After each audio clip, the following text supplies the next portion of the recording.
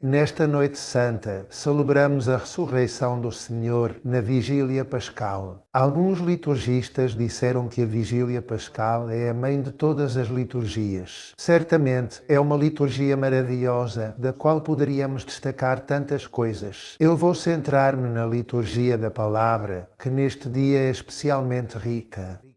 São propostas 7 leituras do Antigo Testamento, além de uma epístola e o Evangelho, fazendo o relato da história da salvação, começando pela criação do Gênesis e terminando com a ressurreição de Jesus Cristo. Eu quero deter-me nestas duas afirmações, a criação do mundo e a ressurreição de Jesus Cristo, e começo com um detalhe que foi percebido por Bento XVI, um grande exegeta, um grande sábio. Ele deu-se conta de que o relato do Gênesis começa assim: antes de mais nada, na criação, diz-se, e disse Deus que exista a luz. Mas, diz Bento XVI, no entanto, o Sol e a Lua são criados 4 dias depois. Então, de onde vem essa luz que foi criada no primeiro dia? Já havia luz antes de existirem o Sol e a Lua. Ou seja, a luz com que começa o relato da criação é muito mais do que luz física. Refere-se ao bem e à verdade. Que exista o bem e a verdade, que exista a luz. E viu Deus que tudo era bom. Essa é a grande afirmação. Pois bem, a grande tentação que o pecado introduziu é fazer-nos duvidar da bondade de Deus. Que exista o bem, que exista a verdade, que exista a luz. A maior tentação contra a fé foi sempre a interpretação do mistério do mal. Interpretar o mistério do mal de uma forma contrária à existência, ou à bondade, ou à verdade de Deus. E vou referir-me a um conto, a um relato. Creio ser muito ilustrativo e cheio de sabedoria para responder a isto. Dizem que havia um catedrático ateu muito ideologizado. Se divertia tentando ridicularizar a fé dos alunos universitários. E, numa ocasião, esse professor perguntou a um dos seus alunos: se Deus criou tudo o que existe, então Deus fez o mal.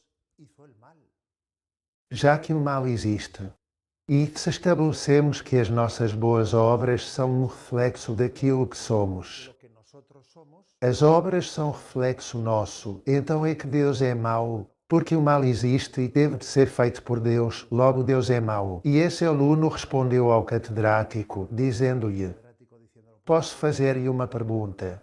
Poça. Professor, o frio e a escuridão existem. Mas que pergunta é essa? Claro que existem, nunca tiveste frio ou nunca estiveste na escuridão. E o rapaz respondeu: na realidade, senhor professor, o frio não existe. Segundo as leis da física, aquilo que consideramos frio, na verdade é a ausência de calor. O zero absoluto é a ausência total de calor. Todos os corpos ficam inertes, incapazes de reagir, mas o frio não existe. Nós criamos essa definição de frio para descrever de que forma nos sentimos quando não temos calor. E o mesmo acontece com a escuridão. A escuridão também não existe. A escuridão, na realidade, é a ausência de luz. A luz podemos estudá-la, a escuridão não.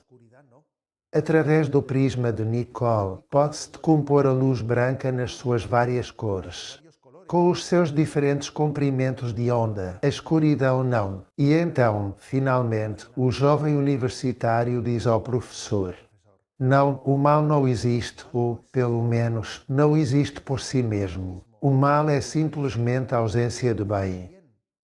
De acordo com os outros 2 exemplos, o mal é uma definição que o homem inventou para descrever a ausência de Deus. Ou seja, este é o ensinamento deste relato. Deus não criou o mal. O mal é o resultado da ausência de Deus no coração dos seres humanos. É igual ao que acontece com o frio quando não há calor, ou ao que acontece com a escuridão quando não há luz. A criação é boa. Por isso a criação começa dizendo que existe a luz. Viu que era verdadeiro, que era bom. A criação é boa porque saiu das mãos de um Deus de bondade. O ser é bom em si mesmo. E o mal não provém do ser, que é criado por Deus. Mas se o mal existe em virtude da negação, o mal é um não. É um não a Deus. Pois bem, dizíamos que íamos escolher como duas leituras. A primeira, a da criação, que existe a luz, e a da ressurreição. E passamos à segunda criação. A segunda criação é a ressurreição. No Evangelho de Deus, volta a dizer-se, de certo modo, que existe a luz. Novamente se diz que existe a luz na ressurreição de Jesus Cristo, com tudo o que isso implica. Que a graça vença o pecado, que a vida vença a morte, e o amor vença o ódio.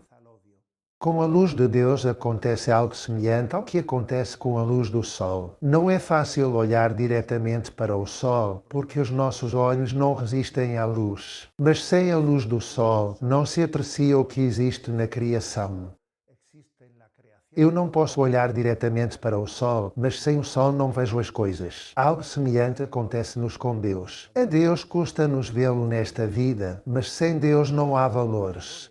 Sem Deus não somos capazes de diferenciar entre o bem e o mal. Não somos capazes de apreciar a vida. Por isso, a ressurreição de Jesus Cristo é a criação definitiva da luz. A luz começou a ser criada no início.